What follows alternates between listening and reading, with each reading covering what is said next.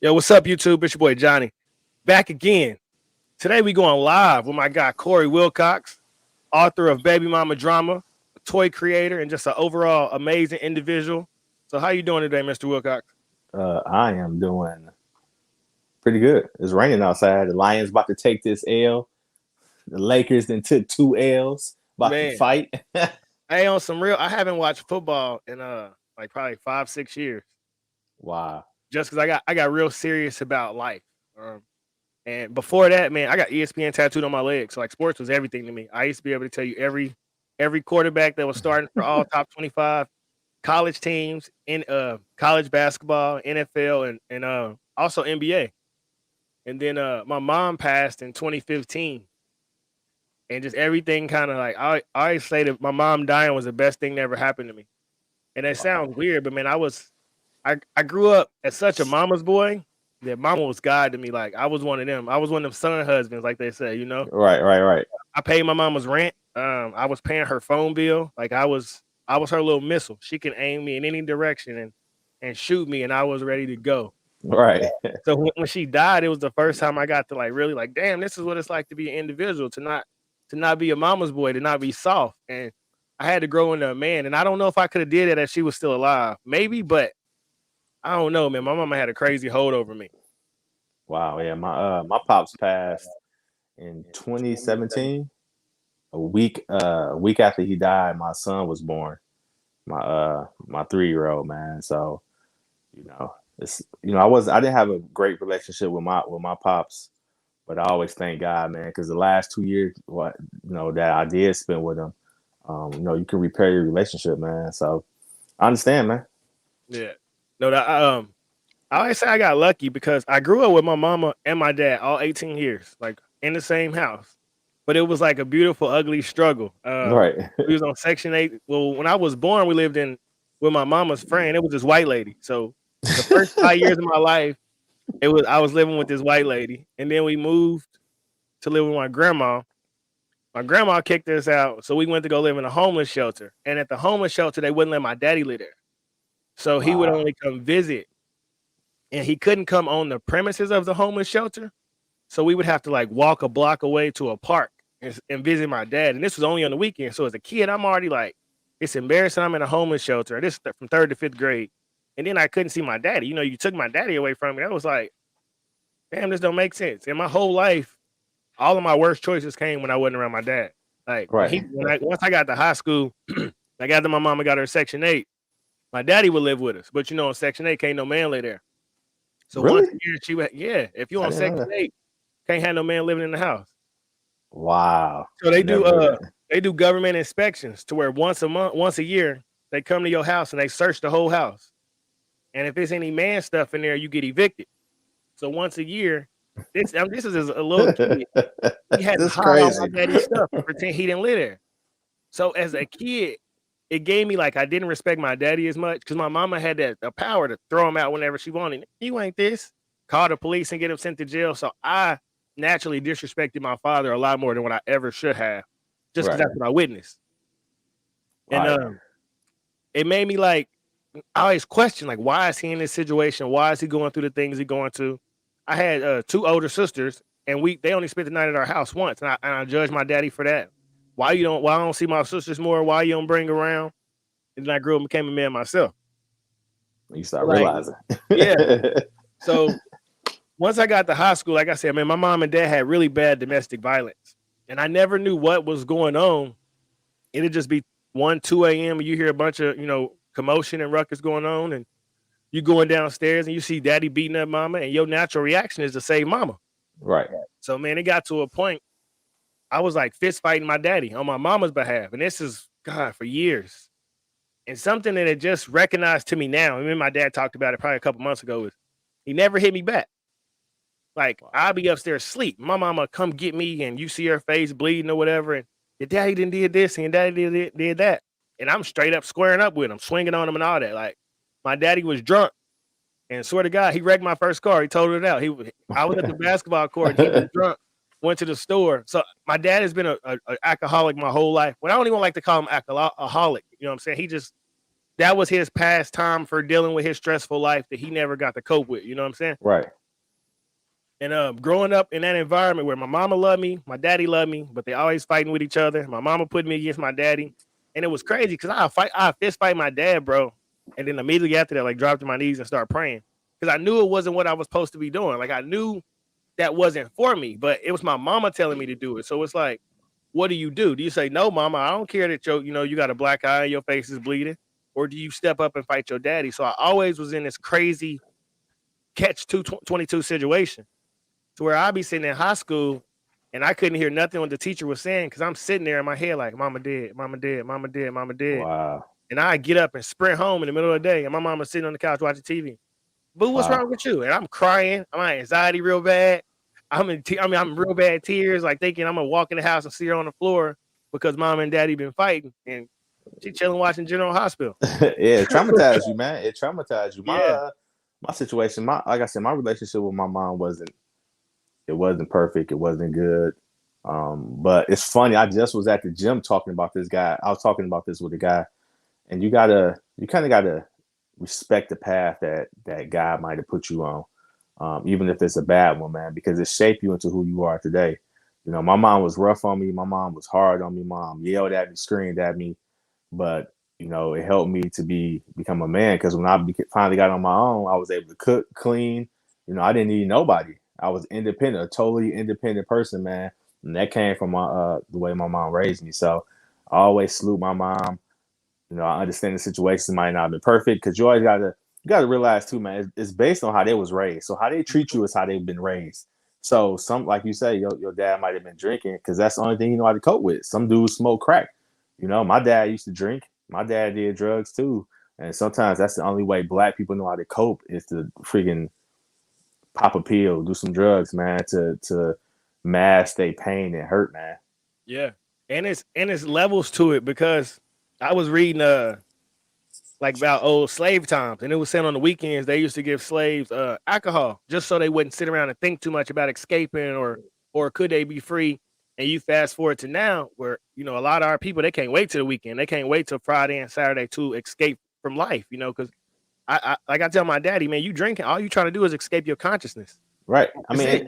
And that's even to piggyback on the slave thing, man. Like you gotta think about it. It wasn't like 100 slave masters or 1,000 slave masters that was at a house, right? It was a slave master, his wife and his kids, and maybe a couple of people that worked the field, right? And it was maybe 1,000 slaves on the property. I don't know, Mhm. and nobody ever escaped. It wasn't no fences. You know what I'm saying? It wasn't guns like You it had to make is it right now. comfortable. Yeah, but the thing is, it's the mindset, man. If I could lock you up in your head, I got you, man. Yeah. If you think about what Hitler said when Hitler talked about the ghetto and how he said, if you put a bunch of people in a confined space with limited resources, they go crazy, man. And it's the Yeah. truth. And the other side about that is it really isn't limited resources as much as it seems in the hood. You know what I'm saying? Like all of the dudes that I knew, it's a lot of money that flows through the hood. It's what you do with the money and how you capitalize it. And I Right. think that's how society has America. I mean, not how America, but the urban community in a box. Because if the black community was able to extract this wealth from, America's the eighth richest nation in the world, but there's no return on that investment when you buying all things that depreciate and don't appreciate, or when you buying things that aren't tangible. It catches you in a 50-year period. There's a documentary called How to Sell to the Negro, and it was in 1954. And it just talked about how 1 in 3 families back in that time owned their own home. Black people had better credit than white families. Black people paid their bills on time better. But if you're not taught that, like we always talk about the mind. If you're not taught that, then you will never know that. If you taught that you've been lazy, you always got to go to rent a center, Right. and like that, then that's all you know. Like as a kid for myself, I remember coming home from school and the TV was gone. And it's like, well, if the TV gone, we had to take it to the pawn shop so we can get some food or we could pay the lights and we get it back in 2 weeks when daddy get paid. You didn't Right. question it. So a lot of people grow up and they repeat those same patterns. Me Right. unconsciously, bro, I always in my head said all the things I'm going through as a kid, I'll never face this as a man. My children will never know what it's like to not have lights. You know what I'm saying? My children never know what it's like to see 50 roaches scattering through the kitchen. And as a kid, man, that stuff make you so mad. Like, and it gives you a different type of anger. So you gotta channel that out. And like like I said, my first basketball team out of the 14-man roster, I think probably 9 of them are dead. And none of them were gangsters, bro. Like none of them. It's just Wow. we all came from broken homes or something, and you project that anger in the wrong situation, and you just snapped on him, and you don't know him. Now he done pulled a gun and shot you, and it wasn't even really that big a deal, you Right, know? right, right. Yeah, it's society is crazy, man. I've been at so many Yeah. basketball courts, dog, and people done pulled guns on me because I done beat them simply in basketball, like real life, and been in a situation where I'm like, damn, dog, all I did was beat you. You know what I'm saying?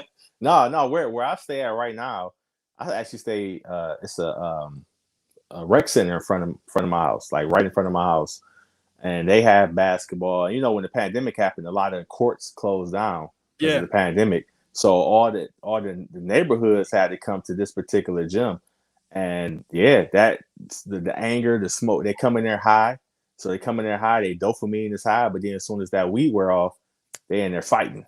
yeah, Like literally, man, like everybody come in there, everybody chill, everybody laughing. These dudes best friends, before they play the game, but then as soon as the game is over, they take that L and they're ready to fight, dude. They're yeah, about to kill each other, man. yeah. No, in high school, after our games, we used to have to sit in the locker room for 30 minutes plus because it was fighting outside and police shooting outside. My junior year, actually, scouts stopped coming to our games straight up. It was like, hey, it's too risky. So we could only get scouted if we traveled outside of the inner city areas that we was playing against. So I mean, you killed a lot of kids from ever getting scholarships or ever getting the opportunity to play bigger basketball simply because we couldn't control our anger. But man, I always say, man, you know, it's easy to hear like, like a lot of, conservatives or whatever when they say black people are stupid or black people this. And I don't think anybody purposely wants to live a negative life. I don't think anybody wants to be destructive. I purposely think you don't know what you don't know. And Right, right, we're so propagandized. Like for myself, for instance, like I grew up on no limit, cash money, all of that. So if you would have told me at 13 years old, hey bro, you don't need to be looking up to Lil Wayne and Master P, I would have probably said something reckless to you. You get what I'm saying? right, Because there was nobody who fit the image or the description that I looked that was trying to give me a positive message. You know what I mean? right. And that's where the disconnect is when a lot of people look at the inner city. Because you and I both know, like growing up inner city, it's really not as dangerous as it seems. It ain't like everybody just want to Kill shoot you you. any minute they get. You know? Yeah, yeah. It's not like, yeah, it's a homicide almost every night, but it's Well, still not. It's still not like they just are targeting random people. You know what I'm saying? Them homicides, them two people had a disagreement, probably something petty, or whatever. But it wasn't like they got a gun and was just about to go shoot any random person like the news tries to portray it. right. But I don't know, man. I stayed on the east side of Detroit, man. It was rough over there, man. My first day. Now, mind you, you know, before we moved to the east side, man, we ended up getting evicted. I had a nice condo in the suburb. I mean, real nice condo, real nice neighborhood. Got kicked out, moved to the east side of Detroit. And the first day we moved there, dude, because there's no AC. I'm thinking we about to move into the house. Got AC because that's what I'm used to. Moving to the house, no AC, man. Like steamy, hot summer, dude. So we got all the windows open.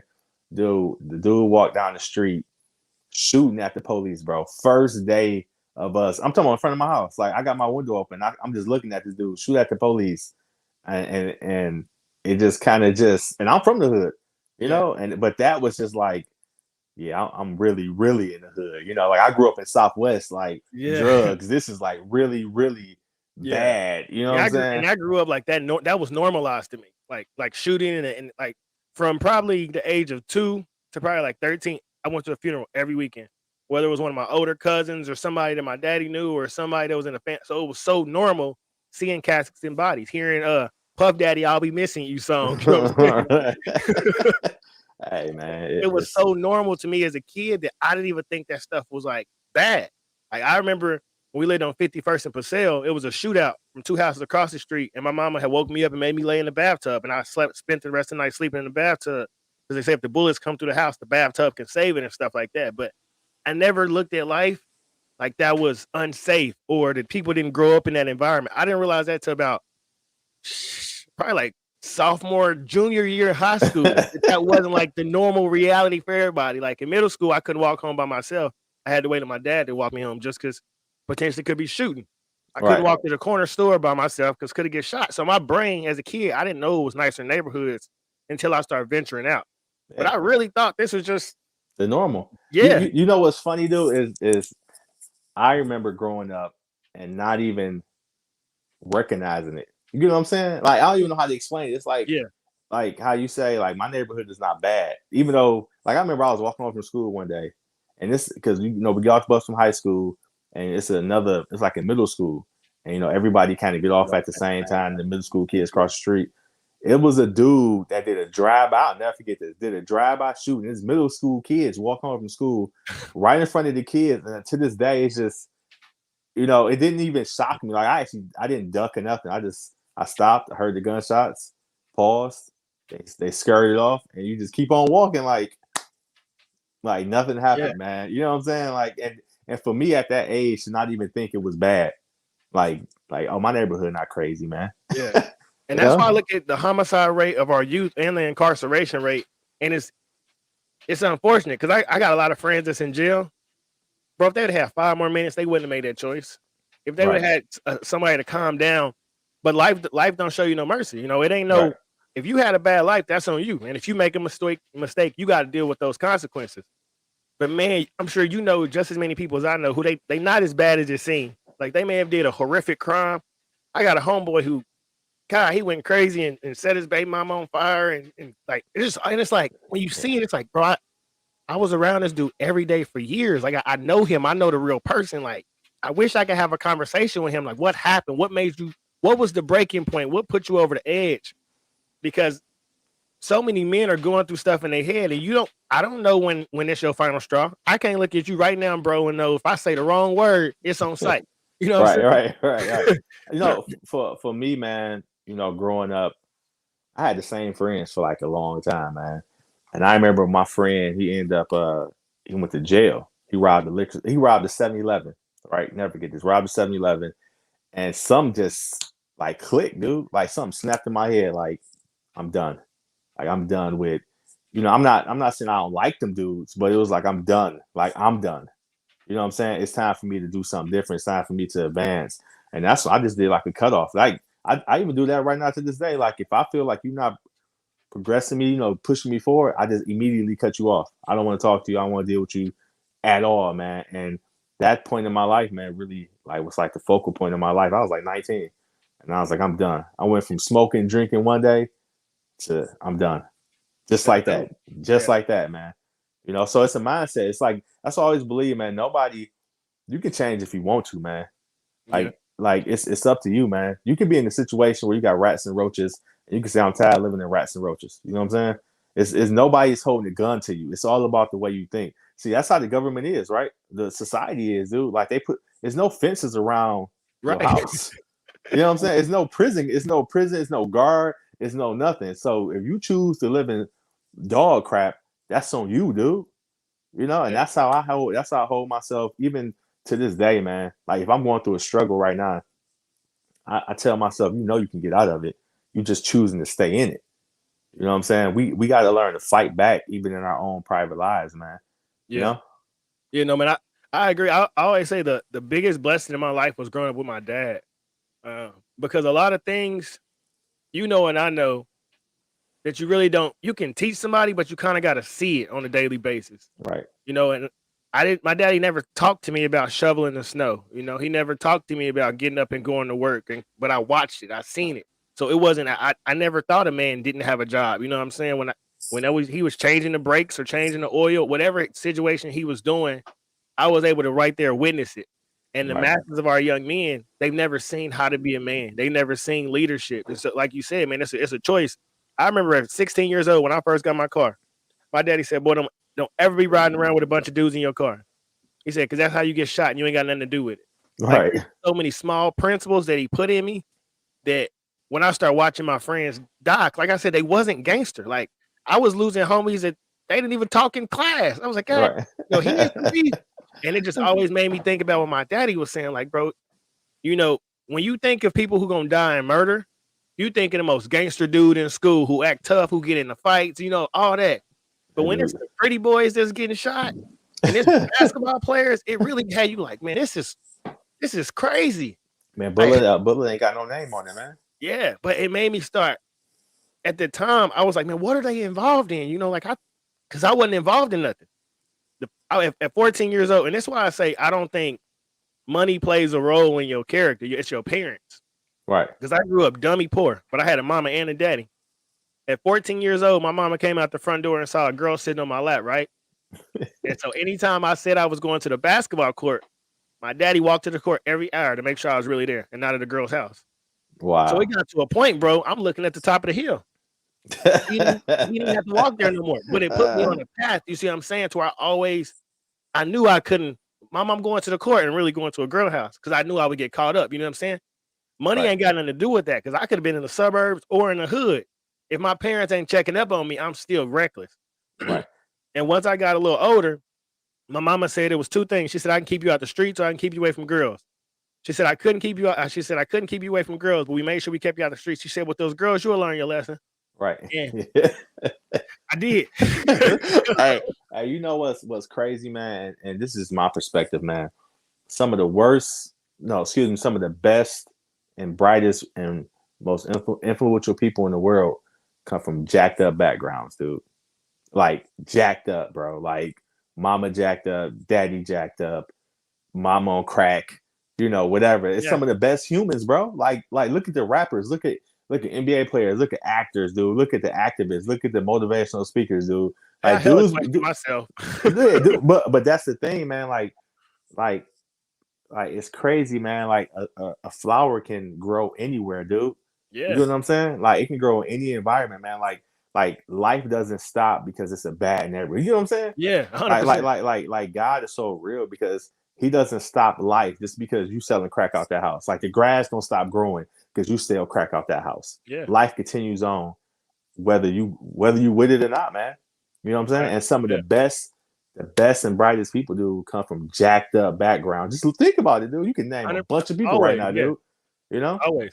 No, my dad barely can read, barely can write. Neither one of my parents went to college. I graduated high school with a 1.9 GPA, not because I wasn't intelligent. I just didn't give a damn. Like my parents was fighting every night. We didn't have lights. It's 20 degrees outside, and I got to sleep with 17 blankets on. You don't want to talk about school, man. School is the last thing I'm worried about, dog. School is the setup. But as I got older, I realized everybody that went to school had the same mindset. And my mindset, my daddy always told me that I could make money. I always knew that I could get out here and work. As a kid, I thought the only way to be involved in basketball was to make it to the NBA. I never knew I could grow up and be a basketball trainer. That didn't even cross my mind. I hooped to get out the house, because my school was rough. But one thing that benefited me is I didn't drink and I didn't smoke. Right. Because I always understood that I was a walking resume. And people were going to judge you based off of who you are. And I'll never forget the conversation. I was 15 with my mom, and I wanted to get my first tattoo. And she said, "Boy, dang."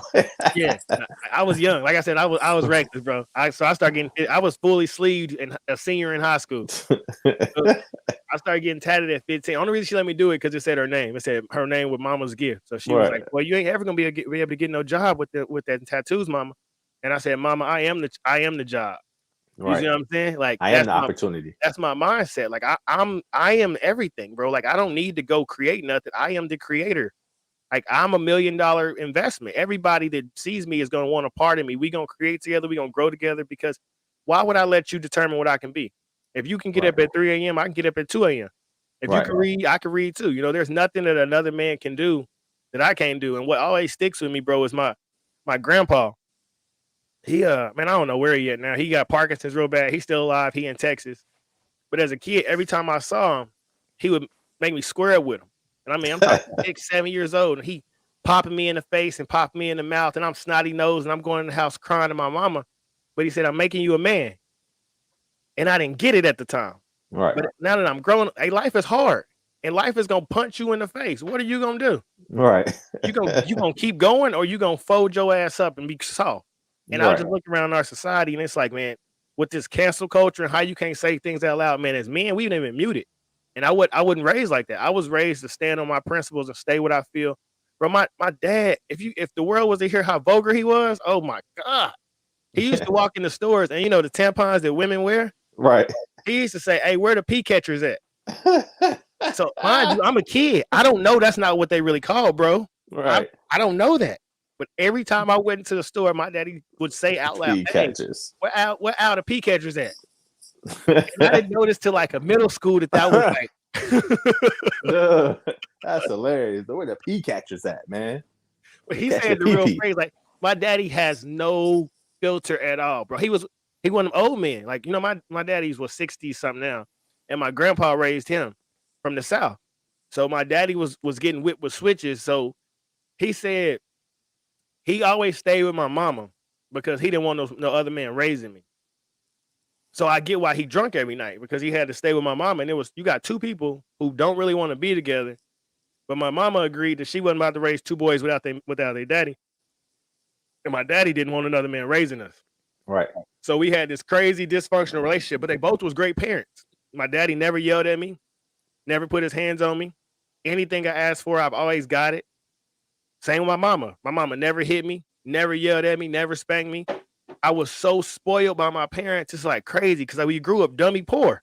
Like dummy, my mom, I remember getting on the bike and riding around for the mailman. Hey, you got my mama's welfare check. Like I was the real project baby kid. You know what I'm saying? Bad kid, man. Yeah. But my parents was dummy nice to me. Like it's like the most unrealistic story you hear, because you hear these stories of the big bad man who got domestic violence with his wife and he beating her and he in and out of jail. And while that's true, bro, she was pushing his buttons like a fool. I remember Right. tons of times she was in his face, you ain't this and you ain't that. And he would leave and go smoke a pack of cigarettes and walk around the block and come back for hours. And she still was going on him, still calling him out his name, still talking bad to him. And then when he finally snapped, then the police show up and take him to jail. And as a kid, Right. I'm sitting there like, hold on, but she really was calling him out his name for 4 hours straight. What was he supposed to do? Right. But nah, see, like even I give my respect to my mom. My mom's really tried. Like she, like really, really hard, man. My mama did her thing, man. We never went without food, man. At least I don't remember. You know what I'm saying? We always had everything we were supposed to have. She tried to keep me off the streets. She did her job, man. And you got to give your mom's roses, even though the relationship wasn't, nice, I guess, or whatever. She still did her thing, man. And even like to this day, man, me and my mom got a great relationship, man, because like I say, it's all about growth, man. And you can grow and you can see stuff differently, man. You can understand. You start having kids yourself and you start realizing how difficult it is to be a parent, because you don't know, especially like your first kid. You know what I'm saying? You really don't know, dude. You kind of like rolling the dice. Like, should I yell at this dude? You know what I'm saying? Should I be nice to this dude? Should I be aggressive? Especially you got like a little boy. Like, man, should I be overly aggressive because I don't want him being girly? You know what I'm saying? You don't know what to do, man. So, you got to forgive your parents. Your parents need to apologize, and you got to forgive your parents, man, because sometimes in life it just ain't easy. It just ain't fair, man. But I commend my mom's, man, for doing what she had to do, dude. Like seriously, man. My mom's took care of me, bro. Yeah. Like seriously, dude. Like I can even tell you, like as a mail carrier, delivering mail, going up to some of these houses, you see some of the situations, man. You like, you know what I'm saying? You're like, it's kind of rough over this way. You know what I'm saying?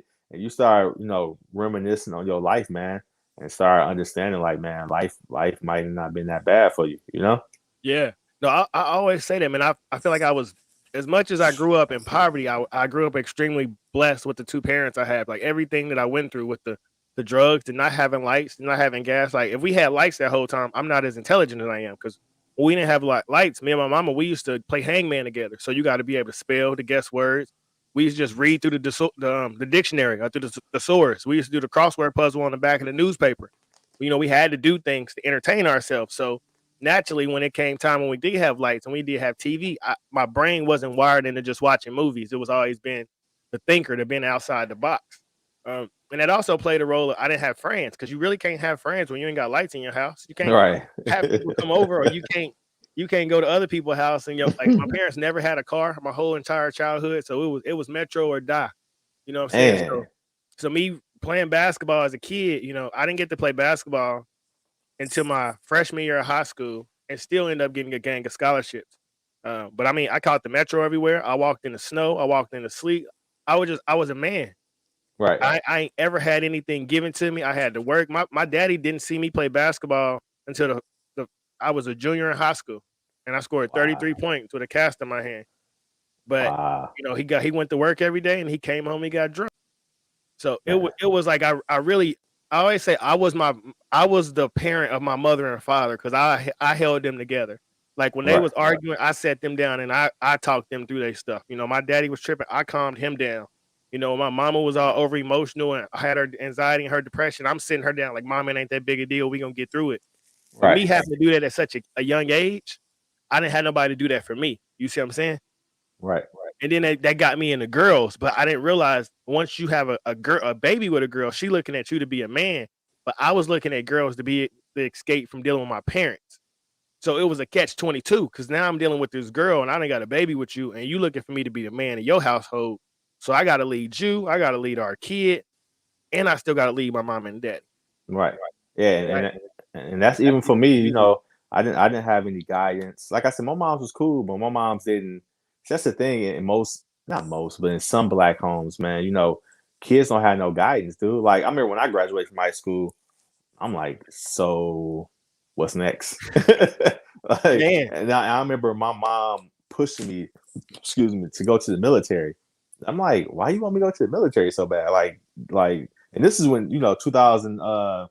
You know what I'm yeah, saying? So this is around when they was going to war. So she like go in the military. I'm like, Mom, but they going to war. Like them dudes over there busting at each other. You know what I'm saying? Like it's serious over there. Nah, go to war. Get out of my house. Go to the military, man. And that's the thing, man. Like we don't know how to teach our kids to be successful, man. You know what I'm saying? yeah, All we do is we put you back in the system, and it's like a recycling, man. You know, go back out there, man, and just do what I did. You know, go be in the military, go get a job, man. Like black families, dude, tell their kids they'll get jobs, dude. Or if they yeah, do tell them to go to college, they just tell them to go to college and get out the house. You know what I'm saying? yeah. Like get out of my house, go to college. You Yeah, know? my parents didn't tell me to go to college. Believe it or not, I never filled out a college application. I remember my senior year when everybody was like writing where they was about to go to college. I was looking around like, I'm gonna just write the local community college because I don't want to look like. But Right, my right. mom was on basketball, bro. I was like, I'm going overseas or I'm going somewhere to play basketball. That's all I'm doing. I'm not sitting in anybody's classroom again. Right. And see, I guess too, man, you know, a lot of parents need to start teaching their kids how to complete stuff, man. Because that's something that even bothers me as an adult right now, like not completing stuff, dude. Like, you know, as a toy inventor, I'm an author, man. I got so much stuff that I start and then I stop. Yeah, You know what I'm saying? And then I start it again and then I stop it. You know, then I might hop on something else, man. I think that's something. That's what I try to tell my kids, man. Complete everything you do, man. Don't stop. Finish that junk. You know, once you finish it, start something new, man. yeah. No, my kids are the reason I'm doing everything. Like you said about the first kid being a son, and then you gotta kind of be too hard on them. I was lucky. My first was my daughter, and I was 20, so I had her at the greatest time. I mean, I was at the age of 20, bro. I'm kicking it with 40 dudes, and we normally out at 2 3 a.m. I'm playing basketball at random courts. I'm hot headed. If you got guns, we got guns too. What's up? You know, I was that person. And when I had my daughter, bro, I didn't want my daughter around 20 different dudes. I Right. didn't. I didn't. So I had to grow up. And my baby mama was 6 years older than me, so she had our daughter and went straight back to the club. So Ah. everything got real. Like I'm 3 a.m. making bottles. I'm up with my daughter. You know what's going on? She teething. Why I'm walking back and forth. Why she crying? Yeah. So I always say like that was the greatest thing that happened to me was becoming a daddy, but having a little girl because I had to tone down who I was, bro. Like I had gold teeth when my daughter was born. I didn't want her to see her daddy. I had 8 gold in my mouth. I had a red and yellow money on 22s. Like I was just really I lived a lifestyle where now that I look back, I understand why I attracted the type of women that I did and the situations. Like my homeboy, I remember one time he saw my car and he said, "Damn, Johnny, I didn't know that was you, boy. I was thinking about robbing you." And I was like, Wow. That's your man's. "What?" But he was like, "Oh, but it's you, so it's cool though." But that's the mindset of people. Like you got a nice car, oh, we gonna jack you. And Right. once I had my daughter, I didn't want my daughter to be targeted. You know, it really made me grow up. And then I got out of Monty and went to the Charger. I ain't no And then I had the Charger for better. a while, and it wasn't no better because it just drew too much attention, and whether it was from girls or police, like I just as I got older, I realized the target I put on myself. And I Right. be having conversations with my daddy about that now. He's like, "Boy, I tried to tell your ass that, but you didn't want to listen." He said you could have easily got you a Honda Accord and never got pulled over, but you want to be in that red and yellow car with them rims, so they gonna stop you every chance they get. Every But chance. man, mind you, I worked at 18. I was a legit kid, didn't smoke, didn't drink. So my brain is like, why y'all keep pulling me over? But it's like now as a grown up, it's like, well, you driving the same car as a drug dealer, so 7 Right. times out of 10, it might be some dope in the trunk. Right. No, my for me, I got my situation, man, turned me to God, bro. And I tell everybody this all the time, man. I end up getting caught up with wanting to be saved real young, because I'm 37 right now. So I got caught up being saved at, going to church at like 20 and never went to church before then, you know what I'm saying? But got caught up with the lifestyle of church, man, and the energy, you know what I'm At saying? 20, how did you get caught up with that at 20 years old, if you don't mind me asking? Because that's dope. So, To so, catch that so young. so my situation, growing up, like I said, I didn't have a relationship with my dad, and I didn't have a good relationship with my mom, right? So you grow up by yourself. Like I'm an introvert. I grew up in my head. You know what I'm saying? So I grew up all alone. To me, I was always alone. Even if I'm in a room full of people with my friends, I feel like I'm in there by myself. So, I end up getting with, you know, baby mama. Baby mama drew me crazy, whatever, man. End up getting depressed. And it just, I don't know, man. Church, God just felt different, dude. You know what I'm saying? Like it's hard to explain, man. It's that attachment, man, that feeling, that welcoming feeling, you know what I'm saying? Because I never felt welcome anywhere I went. Yeah. Like even if I walk in the house right now that I'm invited to, I always feel like I'm not welcome. I got invited to DC. This dude is a multi-millionaire, dude. Invited me to his house, dude. I go in his house and feel like I'm not wanted. And he invited me there. You know what I'm saying? Even to this day, dude. Like, it's weird, man. But church always felt welcome to me, man. Like, you always feel like God had to open arms, man. And at 20, man, my path to being saved, it started in, man. That's when my life changed, dude. Like, instantly, man. Like, That's dope. And I say that because, man, I got to live the life that it would seem like it's ideal for a young man, but it's not. Like, I got exposed to women when I was like 13 years old. So from the time of 13 years old to probably 25, I never went more than 3 or 4 days without having sex with a woman. So I'm 13 hitting 17, 18 years old. I'm 17, 18 hitting 30, 40-year olds. You know what I'm saying? So I went through that, and not on a, and I say that in the most humble way that by the age of 22, I probably slept with more women than the average man will ever will in his life. But I always felt empty, bro. Like on a crazy way. Like I'm connecting with I got all these girls, and every OG so-called around me, when I would try to go talk to him about it, it was, shut up, boy, you lucky. You I wish I was knocking them down like you. And in my head, I'm like, bro, this ain't it. In my car, they calling my phone, asking it was just so much stress. But and I know, man, don't nobody encourage you to be faithful or have no real relationship. And we don't see healthy relationships. My barber, I'll never forget, I was 17 years old. His name was Jose. And he said, let me tell you something, young man. He said, the key to a healthy marriage is having you a side chick. Wow. I'm like, cool. Done. So from that time on, I never was faithful to a girl. So I can't even be mad at the way my baby mama's reacted towards me, because I never was legit honest with one woman. You see what I'm saying? Right. But society didn't encourage that. It was, I met her and I'm knocking her down a week later, and I hit her and her cousin. I got to do all of those things. And now I got 6 kids. You know what I'm saying? But I look at it, all the stuff that I've created in the last 4 years, like I said, being in these movies and these fashion shows and all these magazines, I'm like, boy, I was wasting all that energy on women, and I could have been doing this. You see what I'm saying? But I feel like that was my purpose. God took me through that, because I'm not the man that I am today without my kids.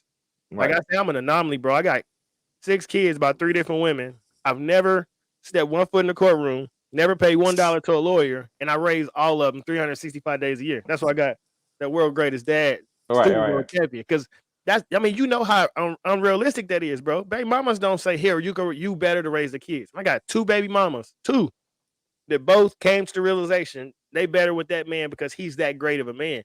Right. I knew I had to grow myself. You see what I'm saying? I know all my wrongs. I don't put no blame on nobody. I know what dirt I did. And I know what my mindset was, even when I was pretending that I had good intentions. You see what I'm saying? So that's why I say that the mind is real and God is real, because yeah, you can to the world look like you just holier than thou good person. But if you got bad intentions, you're going to keep attracting bad things into your life. And that's what I had to realize about myself. No, when I was going to church, trying to get my life together, man, I was still a horrible person. I was doing the same thing, man. I was knocking them back. You know what I'm saying? You know what I'm saying? Like, because I thought that's what you were supposed to do. Yep. When a man don't know how to deal with his feelings, all he know how to do is, well, if I hit this chick right here, then I'm gonna feel better for a hot Yep. second. You know what I'm saying? It's the dopamine rush, man. You And know what it's I'm so saying? temporary. And the more Yeah, you do it, the shorter it go to where I didn't got it. And I'm tired of looking at your face. I need to go to the next girl house already, man. exactly, It gets bad. exactly. But then the funny thing is, with me is when I met my wife, it was like because I was so used to the nonsense, right? That I'm thinking like, well, she just like every other girl, right? You know, in my head, you know what I'm saying? I'm like, man, you just like everybody else. And then me and her started dating. And I'm like, man, like why I can't shake her, man? You know what I'm saying? Like why I can't shake her, man? Like she's everything to me, man. And I always thank God for that, man. You know, It's God, dope. you know. But two, and to even touch on this, man, the when you young, man, like it's crazy, man. Like being young and calling out to God, you know, the moments where stuff might have been difficult for you, dude, and you calling out to God. Like I remember all those moments, dude. And it's funny that you Yeah. know you get older and then God finally say, "All right, I'm gonna Man. ask you. You know, I'm gonna ask you real quick." You know what I'm saying? And I always been sensitive to God, bro. Like I talk about God all the time, bro. Everywhere I go, if I'm doing the podcast, because you got to get God honor, man. Because if it weren't for God, man, you know, I wouldn't be here. You know, Yeah. I'll probably be somewhere off doing some other crap, man. And people always want to say, "Oh, man, you a church boy. God don't exist, man, and a white man and this." I said, bro, you tell me who created all this, then, dog. Right. I'll wait because your NASA scientists even can't explain that junk. You know what I'm Yeah. saying? Like, so somebody tell me something. If God ain't real, I want to know how this boy got started then, dog. Because somebody got to have, it got to be, somebody got to know something. You know what I'm Yeah. saying? I Somebody look at dropped that this off from here. I look at that from two ends because like I told you, bro, I started getting tatted at 15. And when you getting tattoos as young as I was, I didn't know what I was doing. But like I now look back at my body and it's like, so on my forearm, I got Matthew 20:16. So the last will be the first and the first the last. So many are called, but few are chosen. And then under that, I got God bless the child that can hold his own. And then on my right arm, I got Galatians 2:20. On my right leg, I got my God is my judge. So it's like I got all of these Bible things or related to God, and I really didn't even understand what I was doing. But now I can look back at my body, and it's like a puzzle. Like I got Mama's gift, Daddy's curse, because I was a mama's boy fighting my daddy. Right. But you all realize that was a part of the plan of your growth. You thought you needed to grow your daddy, and now I look in the mirror and I look at my face. It's like, damn boy, I'm becoming my daddy. Like I told him, I said, well, my bald pattern is exactly the same as yours. Like it's nuts, you know. Right. Like you said, man, the key to everything is forgiving your parents and evolving. And I don't. It ain't that I would say like I don't when people because I don't push God on other people like that. I'm very spiritual myself. But when I was a kid, like I said, I'm transparent. I thought one of the dumbest sayings was "walk by faith, not sight," because my brain was like, if I can't see it, I ain't believing it. And now as an Right. adult, I grabbed that concept more than everything because everything you see is an effect. You can't see the cause. You got to look through it and do scientific experiments and all that. So everything around you is the cause was something else, and then this effect made another cause, and this effect made another cause. So you can't assume you know anything. So I can't judge you. I can't criticize you because you, man, your life experience and the story you got could shape my world forever, you know?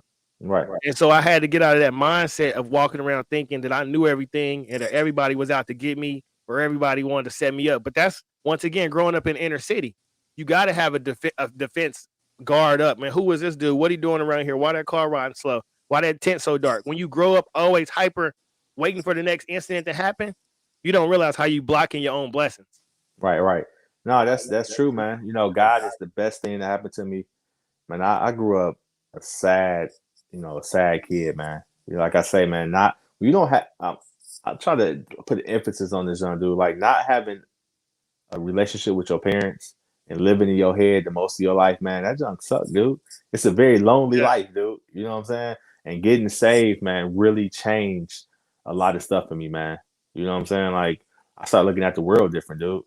I started wanting to achieve stuff, push myself, man, because I was bro. just always growing up sad, man, sad and hurt, man, and you know, the emotions of my baby mama, my kids, man, like I stuff think was just most of us do. I think if we honest, bro, most of us grow like I was a star basketball player and had no lights in the house. You know how crazy that is? I'm one right. of the most popular kids at school and I'm dummy poor. So that taught me already that life was fake. Like I'm at school and everybody think I'm so cool. And oh my God, Johnny, and blah blah blah. And I know I'm going home and it's already pitch black in our house. Mama got Oh, candles lit. It's cold. And so, man, I had to live a fake life forever. And that's why I was always so sad. And You after know my what it's mom called? died, I finally broke down. I couldn't fake no more. I couldn't be this. I'm super cool. I'm scoring 40 points a game. It's like, no, man, I'm not perfect. I go through stuff just like y'all. It's called social media, man. Man, That's what it's called, man. It's called social and media, man. social media wasn't even really around when I was growing up. You know what I'm saying? Because Facebook didn't really pop off till my senior year in high school. Yeah, and you got to think about it. People portray these lives, man, and don't want to be transparent. I've always been transparent. I always been a real dude. To me, I always said I'm always gonna tell you who I am, man. You know, just like in 8 Mile when Eminem did that at the end of that, when he did the battle, and he Yeah. was like, what else can you say about me? You know what I'm saying? Like I'm a transparent person because, like you said, what I say to you can change your life, man.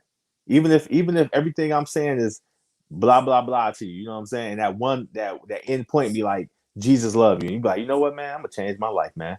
You know what I'm saying? As a kid growing up in poverty, it's hard to be transparent. I think my homie lost his internet.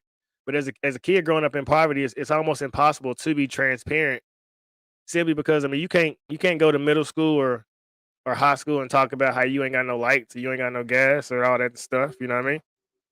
My guy's back here. It just kicked me out, bro. Oh, it's all good. I held it down for you. that boy gave me the boots, man. I don't know how that happened. But no, like I was piggyback on what you're saying. I was like, and for me, it was hard to be so transparent at a young age. Like now, I got the confidence to talk about. Yeah, my parents had domestic violence, and we was poor, and we had roaches, and we had rats. But bro, at 13, like bro, gosh, you know how hard kids crack jokes, and kids are mean. And I remember, it was Monday. You got to see who came to school with the new J's on, and who was still wearing the last pair. I was so self conscious because I was raised in that culture. Like I said, bro, I was on the basketball team. So the basketball players is the crispy kids, and they got this and they got that. And in my brain, it's like, man, I can hoop as good as them, but we poor. Man, I remember Poor. dude playing basketball because I hoop too, man. And I always believe I knew I could have been better than what I was, but man, people don't even know, dude. I was going through so much in my head, dude.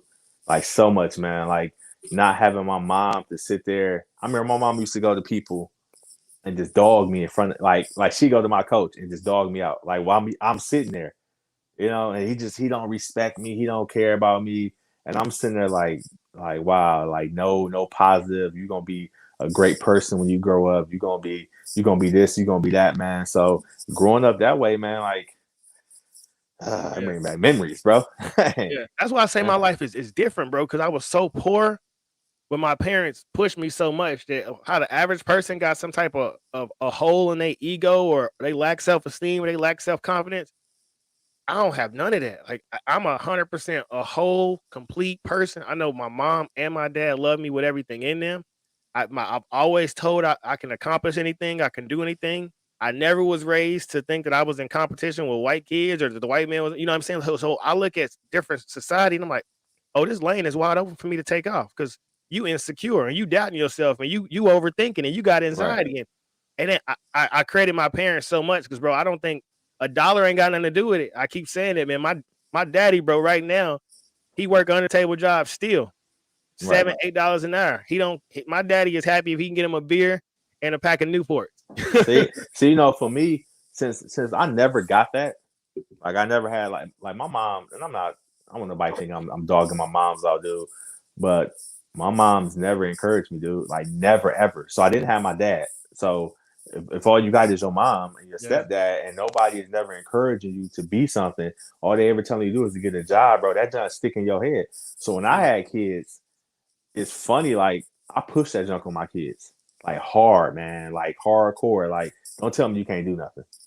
Like my kids know that. Like don't ever come to me saying I can't complete this, I can't do that, man. I'm like, nah, you can do whatever you want to, man. You put your mind to it, man. Achieve that, John, dude. Because I never was told that, man. Yeah.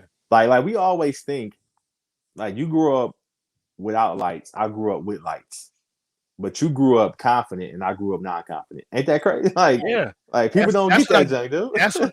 that's what really gets me about the world now is as a kid, I had such low self-esteem when I was a kid because of I thought everybody else at school was rich and I was the only poor kid. And I was so embarrassed for somebody to find out I was poor. And now I'm grown. It's like, yeah, they had lights and their parents had a car, but they went through this and they went through that. And it's like, oh, damn, I'm way more complete. Right. And so it took me, and that's what kind of got me closer to God, because it put me on the spiritual side that, man, the material stuff don't matter.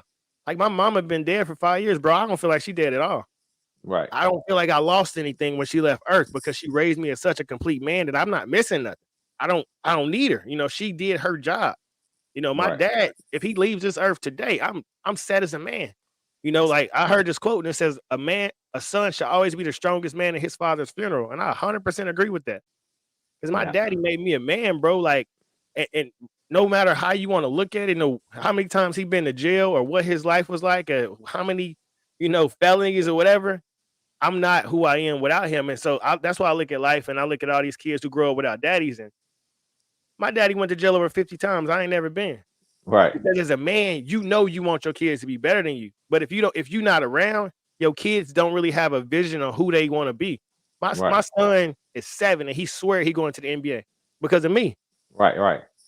That's See, it. You and know what I'm see, saying? I didn't go. I didn't attend my dad's funeral because I was mad. You know, but I remember when my dad died, dude. To this, like, I remember because I had to go. I had to. What is it called, man? When you got to verify the body, or whatever. Yeah, go view So about yeah, I had to go verify the body and get this stuff, man. I remember, dude, being mad because you don't feel complete. Like, everybody, even grown ups want their parents just to say, "Hey, you doing good," Yeah. and that can fix 30 years of whatever you was feeling, dude. And I Mhm. never got my dad, like, my dad never said, anything like that. So when he passed, I was kind of mad. But then when I went to go view the body, dude, man, that junk shattered me, bro. I remember the doctor, like, you feel like you're a man. You like, man, I never cry in front of nobody. I Yeah. never break down in front of nobody. And I remember seeing my dad, and I remember she came in there, and she was like, "There's nothing I can do. He gone." I remember that was her exact words. There's nothing we can do, man. He gone. I'm sorry. And I remember, like, dog, just like instantly, bro, like somebody pressed the button and Yeah. waterworks, bro. I'm talking about the snotty nose, like, and I'm trying to stop.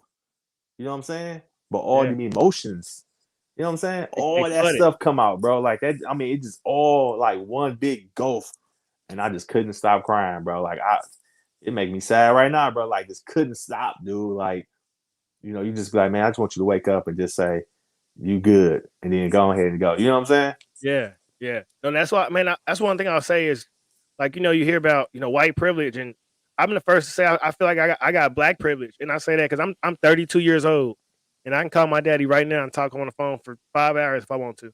Right. I'm 32, and almost every day of my life outside of when my daddy was in jail, I heard "I love you, son." Yeah. So I don't have no doubts. When I say, like, I got bulletproof confidence, I don't give a damn what the world nobody else in the world think about me, bro. My daddy proud of me. Like, Right. that does something different to you on a crazy, On the crazy crazy level. level. Yeah. When your daddy tell you something, bro, dude, it's just like this, man. You got kids. I don't know how many daughters you got, but I you got can two. so when mama say something, it can hurt, right? Right. Your mama can say, "Hey, sit your butt down," right? You might cry, right? Or you might just get pissed. But when your daddy say sit down, it's like, dog. You know what I'm saying? Like, is it Yeah. it's the deepness in the voice, or is it that crazy look he give you? You know what I'm saying? It's just like, all right, fine, I'm gonna sit down. You know what I'm saying? So of course, when your daddy tell you something, when pops say something to you, dude, it's a different feeling, bro. It energizes you, man. And that's Yeah. the thing about the world trying to shut man down, bro. You see that feeling you get, and I'm not trying to knock any women out there that's listening, dude. But when a man say something versus a woman say something, bro, dog, it's a different feeling. Just like when you got a woman teacher tell a kid sit down, the kid like, nah, but you let the male principal come in, or the male gym teacher come in and say, everybody sit down, dude. But the world is trying to shed man's voice, bro. To They're trying. piggyback off of that, for the last 5 years, I was working at a private school. I was the IT guy, not a teacher. And the teachers came to me and said, "Hey, can we send the kids who don't want to listen, or the kids that got bad behavior? Can we send them to sit with you?"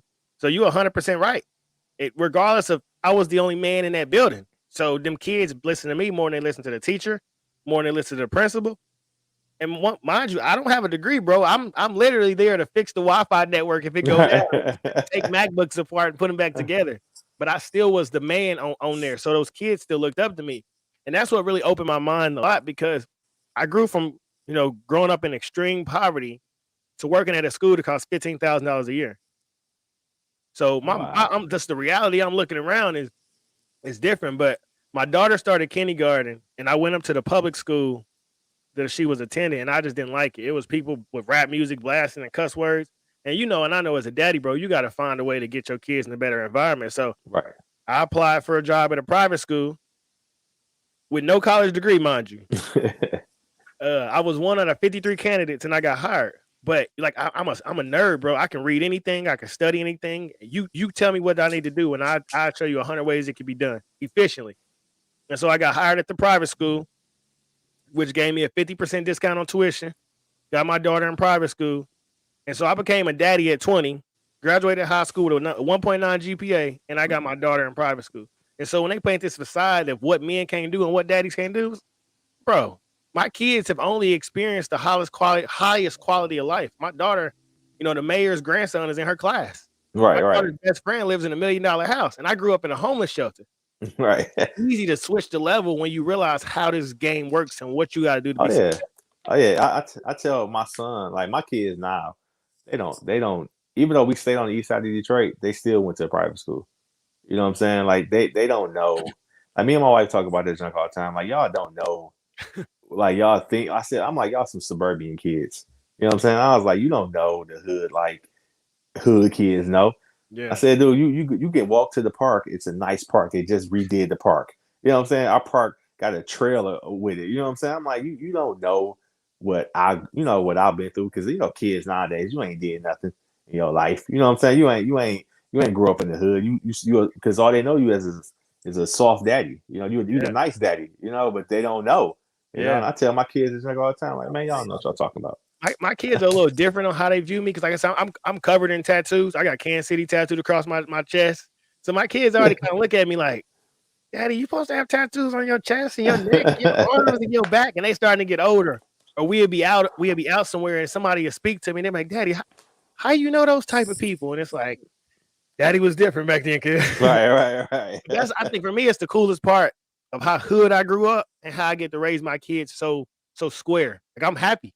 Like I'm Right. I'm I'm happy that my kids get to be square kids. You know what I'm saying? Like Yep. they don't care about what Jordans is coming out. They don't care about looking crispy. That they get to just go to school and be purely kids. Because you understand, man, that's the distraction that I shouldn't have to care about if you got Jordans on and I got Nikes and we in the fifth grade. I shouldn't be able to laugh at you because I got my school uniform from Gap and yours is from Walmart. You see what I'm saying? Like, Right. I'm glad that my kids don't even realize that world exists because I grew up in that, and I'm sure you get what I'm saying. In the inner city, everything is about the name brand.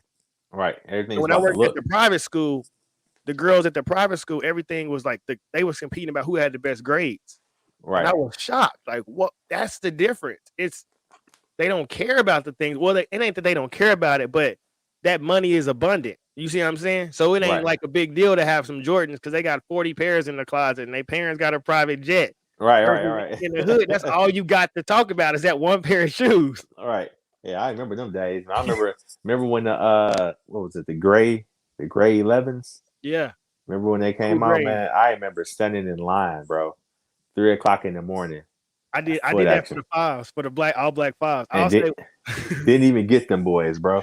I got the last pair of fives and I had to run to my trunk and throw them in the car because somebody was trying to mug me. My mama Yeah. bought me my first pair of J's when I was in the eighth grade. I got the retro 17s. If you remember the one that had the alligator on the Right, back, right, right. the Yeah, popper. Hey, I had to wear those until I had a hole in the big toe. On God, the big toe was out yeah. because my mama spent $200 on them. Man, I never owned a pair of J's till I became an adult, man. I was always an Air One dude, man. Like I was loving Air Ones. I remember Air Ones was $69. Yeah, Air Ones was the low tops was 60. Man, people don't know yeah. about that, dog. Air Ones low tops was All white ones. 69. All All white. whites is I all used whites to was put a 69. plastic bags on mine when I used to walk to the school bus because I didn't want to get dirty. Yeah, I used to take the what is it, the little cardboard? Yep. I used to cut the cardboard for the front of the shoe so when you bend your toes, it won't put What that crease? crease in there. Yeah, yeah, yeah. People don't know about that junk, dog. Man. And so that's the difference of like when you get to grow up in poverty, the things that you hold value on and that you that's near and dear to your heart are totally different than growing up in an abundant environment. And so getting to work at that private school, I realized as a kid in the hood, you hear all white people are racist and white people are holding you back. So I took that to my head, you know what I'm saying? My mama was always telling me that, and my grandma, and I got to be around all these white people, and I got to realize like everything they saying was wrong. Like they Right. just so many people was like, "Oh my God, you're so put together. You must have went to Rockhurst." I'm like, "Nope." You must have went to this great school, and I'm like, "Nope." And I just like they all assume about us. And then I like the best thing about working at the private school is for 8 hours a day I was in the office by myself, bro. So I easily could have watched World Star Hip Hop, or could have lit on Hot New Hip Hop, or could have done anything. Right. And I start reading. And the more I start reading, you know, that one of my favorite Malcolm X quotes is that you're shocked about how much a man's whole life can change by reading one book. And man, the first book I read was Booker T. Washington, Up from Slavery. And I was just like kind of blown away by what the hell he had went through. But also his perspective was, no, he said the black man has to learn the difference between working and being worked. Because being worked, someone else is profiting from that. Right. But working, you're building something for your family, and creating your own legacy. And that was like the first seed. Like, damn, nobody had ever told me that before. You always heard, go up and get a job. Right. Right. And then I was reading a message to the black man in America by Elijah Muhammad. And I'm not Muslim at all, but like I'm just a reader. So I like books.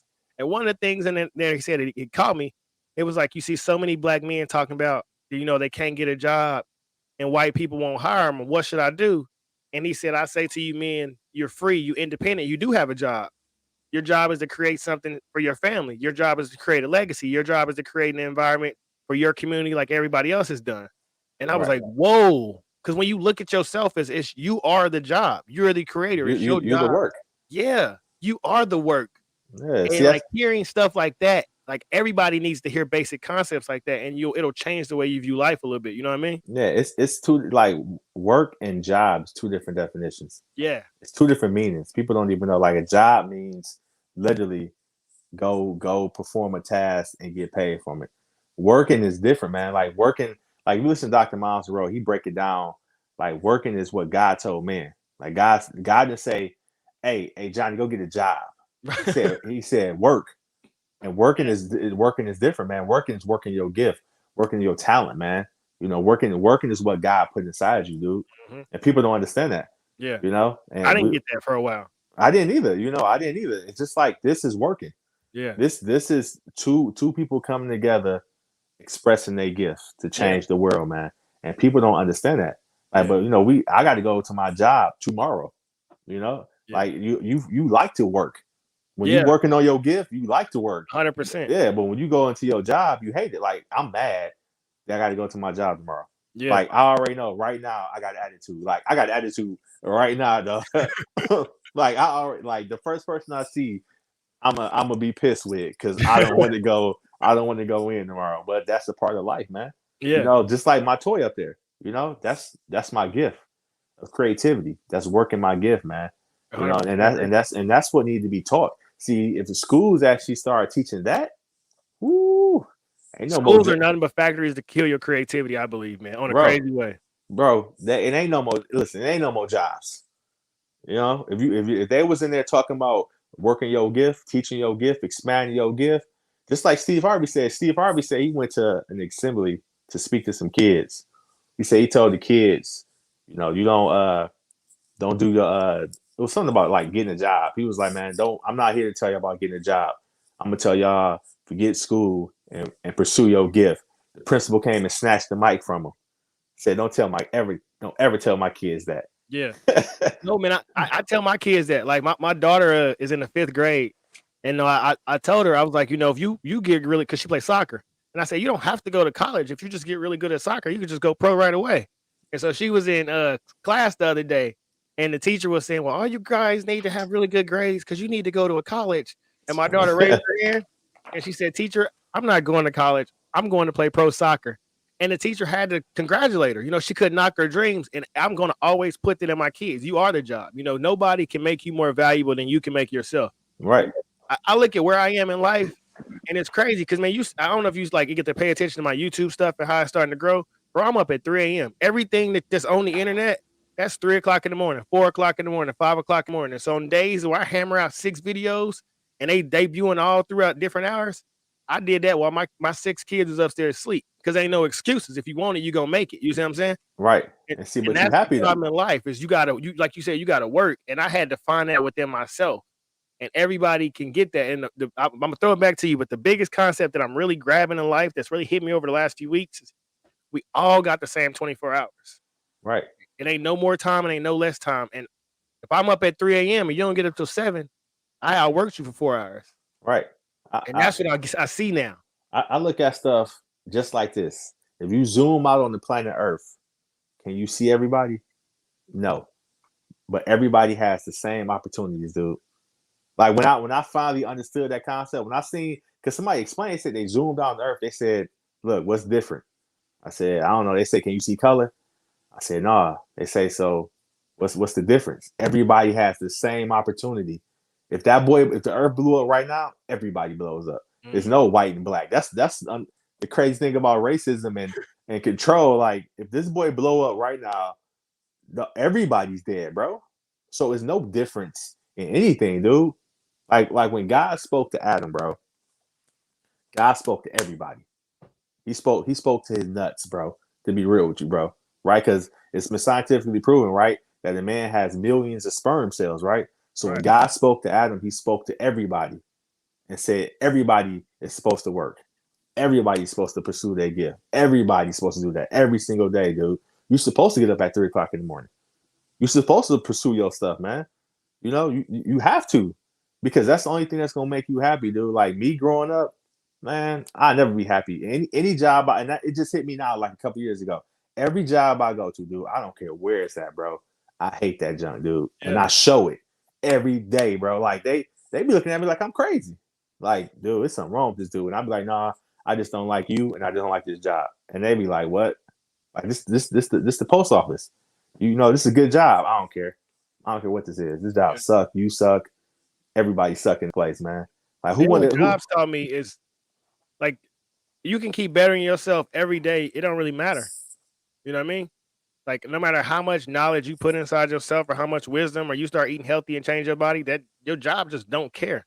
Right. It ain't no value in you becoming a better person. So that's why we have a society where people just become so sedentary and gain weight and don't grow because, I mean, how do you convince somebody who got 2 master's degrees and a doctorate that they need to learn something else? Right. They like, you see that? You see what's on my wall? I'm set. Exactly. But see, that's what society, think about it. What did they give you when you graduate from middle school, elementary, middle school, high school? A piece of paper and say, congratulations, you completed your journey, right? So they process the brain, bro, to get this piece of paper. You put it on your back of your wall and you say, I accomplished something in life, man. Yep. And because they've been telling you your whole freaking thing, dog, you go to school for 8. When you go to school, what? Most people try to put their kids in school like 3 or 4, right? Some people, right? Dude, so for 15 years, bro, they've been teaching you this young dude. So you go to college, you get this piece of paper, bro. You like, I'm good. I'm Gucci. Out. I'm checked out. And we looking at you like, bro, but you work at McDonald's. Or you work at Target. Or you work at Walmart, dog. You got a master's degree, dog. It don't mean nothing, bro. You can die on the floor. Dog, them fools will sweep, get the broom and sweep past you, bro. And go, next and go hire somebody else, dog. Just like with this pandemic. All these people start, I ain't coming to work. What they do? I'm gonna increase wages and replace your butt. Yeah. But I didn't put 20 years in here. It don't matter. I need this store to keep on running because the CEOs and the people that own Sam Walton and his family, they want to keep making their money. Yeah. You know what I'm saying? I heard a quote from it's crazy because it's like from 1920. It was like it was right after the Great Depression. It was from Earl Nightingale, and he was talking about how many people were upset that they got laid off after their job, and he said it's their fault that they don't plan for that. He said every Sunday, you know, a man should sit down and say, what happens if I get laid off this Friday?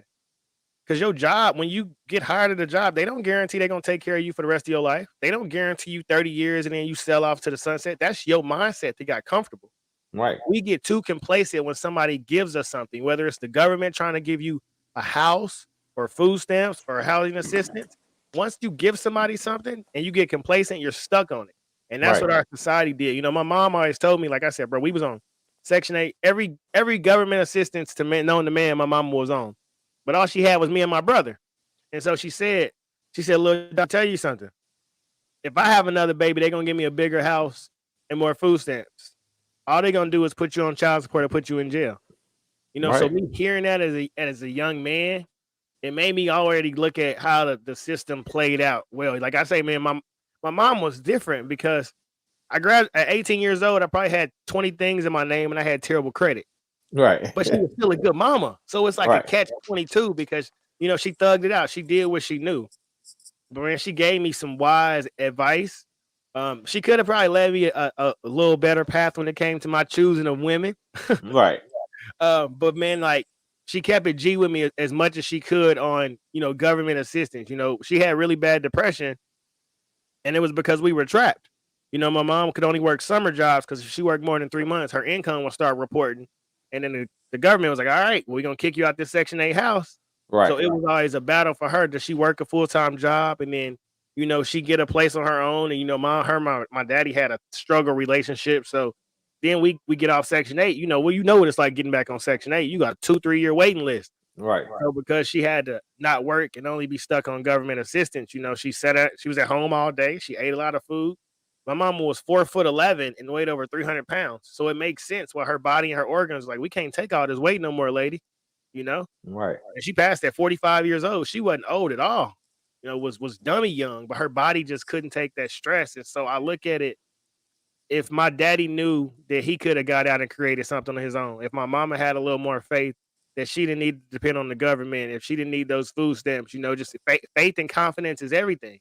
Right. And like you say, man, most people, no matter how good they growing up, you could live in $1 million house and still not be confident in yourself. Right. Right. Yeah, but that's the thing. They don't teach that. That's the school Yeah. system. We can always jump back to it's the school system. Yeah. They're not teaching you that stuff, man. They're teaching you to go get a job. They don't teach you anything, dude.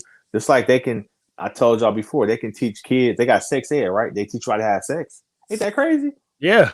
People don't even understand that, John. They teaching kids because until you 18, you're a kid, right? Right. Right. So you teaching kids how to have sex. What?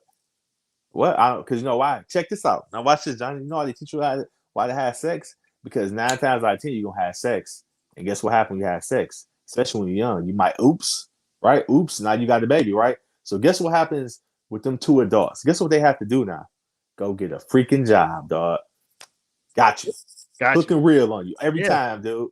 Hook and reel, man. See, they don't tell you, like, think about it. Like, they don't say, okay, all right, if you have sex, you might have a baby daddy, or you might have a baby mama, which it might ruin your life. They don't say none of that, John.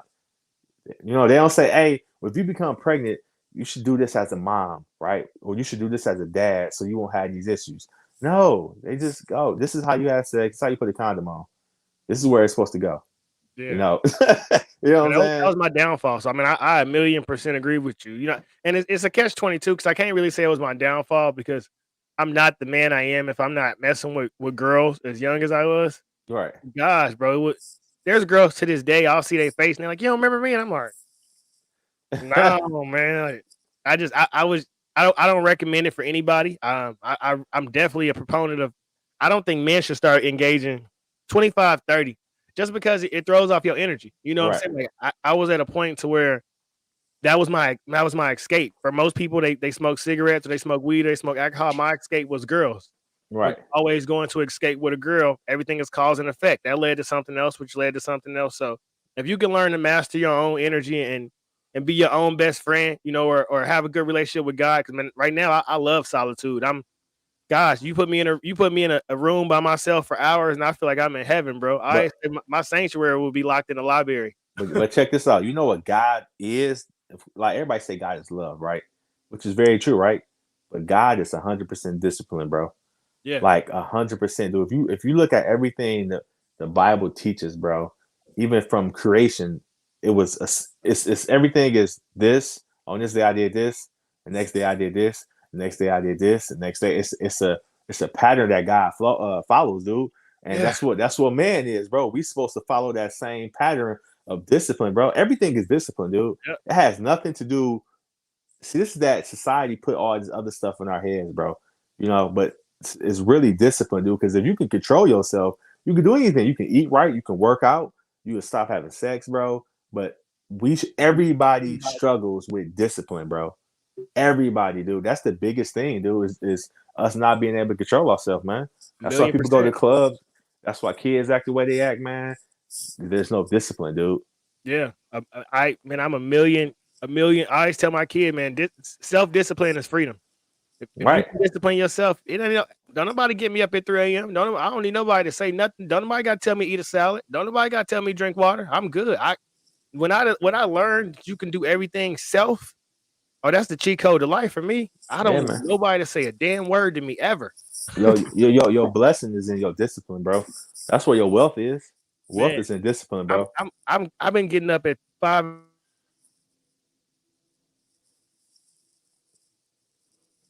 You I'm saying I've been at 10% of under body fat for years. Wow. It's nighttime. My Wi-Fi starting to trip a little bit, I think. Hold on, You still man. there? Yeah, I'm still here. Hold on 1 second, bro. Right on. my junk just fell off, bro. No, you are Gucci. But no, man, There we go. self-discipline is What's up, people? We live. This is how we do it. We keep it 100, man. You got to be for real out here. Now, discipline is I learned discipline at a young age just because we didn't have no car. So if you late to the metro stop, you got to wait down 30 minutes for the bus. Right. It was just small things that made me be disciplined. Like I say, my life was a blessing because we never had a car. We never had nothing. So if I wanted to play basketball, I had to walk there. Well, I can't walk there and be showing up 5 minutes before the game and everybody see me walking. So I got to get there early. Like, everything was strategic about my life. So, man, I 100%, I don't think I'm as disciplined as I am if I grow up wealthy because I ain't got no reason to push for something. If I don't have to start having kids at young, why do I need to get up at 5 a.m. and create something to create a life, bro? I want my kids and my wife and my kids, like I want them to be set, and that's on me. And so I got to be willing to put that work in. And like I told you, bro, I look around and seeing ain't nobody else willing to get up. Oh, this is because there's no such thing as competition in life. We're all here to be creators. Right. And you can only create as much as you work. If you ain't working, you ain't producing no art. Most people looking at life and what can they take from life. We don't really have the mindset of what can I give life? What can I leave behind that's still here 200 years after I've left? Right. Because that's all that matters, man. Like, think about it. Jesus died a long time ago. But you still talk about this dude like every single day. Like somebody is mentioning his name, man. That's what you're supposed to do, is leaving a legacy, man.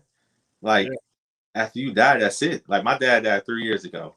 It hurts that he died, but life didn't stop when he died. It kept on moving. Yeah. And that's when anybody, man, we all can croak. You see what the coronavirus did? People was dropping like flies, dude. And now what? You don't even talk about it no more. Yeah. I think death is a part of life. I think it's something that you got to embrace it in order to really grow. And I say that my first son passed away when I was 22 years old, and he passed away no matter my second son. My first son passed away when I was 18 at birth, so he was stillborn. My second son passed away when I was 22. He passed at 4.5 months from SIDS. And then my mom overdosed when I was 25. So I was always dealing with death. I went to a bunch of funerals as a kid for my family members. When I was 16, the neighborhood drug dealer got shot on my front porch. And, we see his body out there bleeding. But after my mom died, that was the time that I really was able to like grab life on a different level. Like the person who created me is now gone. Right. So I got to give my kids all the knowledge and wisdom I can because I don't know what my expiration date is. No, you see what I'm saying? When I worked at the hospital, make sure my charger going. When I worked at the hospital, it was years ago, man. And I remember I brought a patient up, and I remember talking to the guy, like, "Hey, what's going on?" He just like, "Nah, I had this quick surgery, yada yada yada." They wheel him back. The dude died on the bed, and I remember that was the first time I seen death, like, face to face, man. And I remember like thinking to myself, like, I just talked to this guy, and just that fast, God can snatch you back, man. Yeah. And it's over, man. And ain't nobody gonna talk about you no more. Yeah. And that's it. And whatever you did up until that point, that's what you did, man. Yeah. You didn't impact anybody, then you die as a nobody, bro. Yeah. And I'm sorry, I hate this sound. It sound rough, but it's the truth. If you don't do nothing up until that point, you a nobody. You just another body that the dirt about to get and the worms about to eat. Yeah. So man. You impact people. That you was put on this earth, me and you, man, to impact people, man. Your gift attract people. Like a That's fool. gift, dude. Is attract people. Think of Kobe Bryant. Look what happened when Kobe passed, bro. Dude, the whole world shut down, bro. Yeah. Crying, bro. Everybody. I'm like, I don't even know this man, but he impacted me somehow. Yeah. And to this day, we still talk about Kobe Bryant. You know what I'm saying? We Yeah. still talk about the stuff he did, bro. Yeah. I'm gonna say my son name is Jacoby because of Kobe Bryant. Like You he was know what I'm saying? impacted that me. Like I that was my favorite basketball player. I wouldn't hoop without him. Everything out him wouldn't be the same. Bro, Um, that's so our I totally agree, man. I tell my kids when I'm dying, it's gonna be a statue of me. I don't know for why, I don't know for what, but I'm about to wreck the world because there's not another me. And right. I'm not overly confident, but I'm like, I don't see somebody who's as confident as me. I think I'll just put it that way. I don't see somebody who will. I'm 5'10", my heart's 7'5", bro. It ain't Yeah. nothing I can't do. It ain't nothing I can't accomplish. Like it's crazy how God put all these people on this earth, dude, and nobody does the same thing, dude. like think about you hoop. You play basketball. You got all these teams you play against, whether it's college, professional, whatever, high school. Everybody plays different, bro. Yeah. Nobody plays the same, dude. You know what I'm saying? That's why you can never repeat. You can never have another Kobe. You can never have another LeBron or Jordan, bro. You can never ever have another one, dude, because it's that God put that gift in that particular person, bro. But guess what? You all dribble the ball. Yeah. Just like we all walk the earth, we all talk. We all can. Some people can sing, some people can't. Whatever, man. We can run. We all can run, but some people run faster. You know what I'm saying? Yeah. But and it's crazy. Like Yeah. some people can run faster, and then there's somebody that can run faster than them. Yep. You know what I'm saying? It's just like Yeah. it's just the way God put stuff in the earth, man. And we both speakers. We both motivate people, but you motivate people in a different way, and I might motivate people in a different way. You know what I'm saying? It's just how we roll, bro. 1,000,000%. You know, one of my favorite quotes is, "No man is your friend, no man is your enemy, every man is your teacher." And Right, that's the reality of it. If you can open your mind up versus, "Oh, I don't like him," or, "Hey, look how he looking at me," or, "Look at that cousin," then you can't get his wisdom, you can't get his knowledge. So you hindering yourself, you keeping yourself stuck in this box. You know what I'm saying? That's what I really learned is your mindset is your biggest asset because growing up in poverty is a blessing. Growing up in the hood is a blessing because you realize most people soft. And if you and I say that because growing up in the hood, you gotta be fake tough. Like I spent so many years faking tough that it just became natural. And right, then I got out of a tough environment, and then I seen how soft everybody was. And it's like, you crying because somebody tweeted something you don't like, bro. They was shooting when I was outside, you know? right. It gives you a different type of if this is the world y'all gotta deal with, I'm gonna be fine. Cause I know what it's like to really struggle and really not know how I was gonna eat the next day type stuff. And Right. that's an advantage. That's my superpower. My superpower is that I came from the worst environment, the place where everybody could tell you that you can't make it out of, and I'm more put together than the average person. I think that's something to really be extremely proud of. Right. Yeah, man. Ain't nothing wrong with being confident, man. You're supposed to be confident. You know, God, when God go around talking to people, I mean, in the Bible, if you do still talk to people, whatever now, God talk hella junk. You Yeah. know, he tell I Yeah. like people kill me with confidence, bro. When God literally say I am God, it ain't nobody better than me, dude. Yeah. What? And then you go around here saying, man, I'm gonna impact the world. Oh, you so overconfident, man. You know what I'm saying? You stuck up, man. But God, the creator of everything, go around talking junk to people saying, you know who I am? Yeah. Yeah. Read Job when he was actually bragging about himself, like, you know who I am, bro? Like, you forgot what I did? Like, I'll wreck this boy again, dude. Yeah. And that's honestly how I feel about myself. Like not in an arrogant way, but I feel like I'm bulletproof. I'm spirit encased in human flesh, bro. I'm unbeaten. I'm unbeaten. I'm undefeated. Like when I leave this body, I'm somewhere I don't know. But this is just a physical house right now that I got to manifest and create my gift. It's a I'm, dirt. I'm yeah. This is the body that I got, bro. I'm goddamn. I'm cool. I can take this. I could dunk a basketball, and I'm under 6 foot. I got lucky. Look, man, God told us, man, to dominate the earth, bro. Just because Adam fell and sinned, it never changed anything, dude. Yeah. Like you could tell your kid right now, like, don't eat that sandwich. You're not telling them like, I'm not gonna feed you. Just Yeah. don't eat that, bro. So when God said, yeah, dominate the earth, even though we fail, it never changed, bro. Like we still supposed to dominate this boy, dude. You're supposed to act tough. I mean, not tough, but you're supposed to be confident. Yeah. You're supposed to walk around this boy like I run it. Yeah. Your voice, your words have power, man. Oh yeah. Nah, man, I'm overly. I know where I'm accomplished. I know where I'm going. I know where I'm headed. And I like talk hell. nothing is shocking to me. Like I know what I'm accomplishing in life, and the rest of the world. I'm like, God damn, like brother.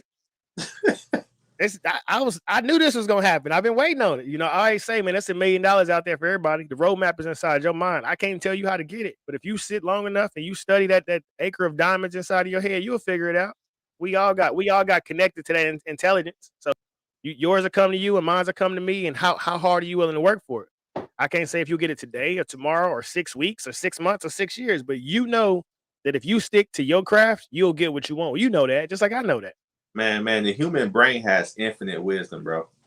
Infinite, dude. Like, if we apply ourselves, dude, man, it ain't no telling how far your brain can stretch, man. Yeah. Like every time you do something different, bro, you grow new brain cells. People don't even know that, John, dude. Yeah. Do something different, bro. Your brain grows, bro. Like it captures that junk, dude. Yeah. But people don't understand that, man. People get caught. That's why the world puts us in cycles. And the first time you hear something, if it goes against your bias, you'll reject it because you don't have the brain cells to accept it. So it sounds like it feels like you're getting punched or something right away. Right. Yeah. But if you hear it 3 or 4 times, then it's like, okay, it's like a rap song. The first time you hear the song, you don't know it. But by the 6th time, you know the beat at least. By the 12th time, you can mimic some of the lyrics. And by 25, you can go word for word. That's anything in life. It becomes a part of your hypnotic rhythm. Right. But now it's an hour 30. I got to get my kids. They got 30 minutes before bed. So I got to go knock out dinner. We're going to have to do this again soon, though, man. So before we always close out every show, I want to throw it to you and give out your final words, final thoughts. Tell the people where they can follow you. And then we'll set up a schedule to do this again. Man, y'all can follow me on IG at Mr. Wilcox. I'm author of Baby Mama Drama Book, Toy Inventor, Roto Brain, which is being nominated for Toy of the Year. If y'all don't understand, that's a big thing because that's like the People's Choice Award. So it's like the Oscars, man. So you're looking at a black man that created something that's this generation's Rubik's Cube, man, but better, man. So shout out to that, man. Right on. Well, I mean, I appreciate you for coming on the show. Thank you for your time. I solely believe that, like you say, everybody is special. And listen to that voice inside of you. Everybody knows what they can create or what they can be. And we live in a world that drowns us out with propaganda and tries to kill your self-esteem and kill your spirit. And I just say, man, one of my favorite quotes is there's no belief needed around you when there's belief within you. So I hope everybody gets to a point to where they have ultimate confidence in themselves. And I hope that the world can one day love themselves the way I love myself, because I really love myself. And we'll close it out and we catch you next time, YouTube. We out. Peace. All right.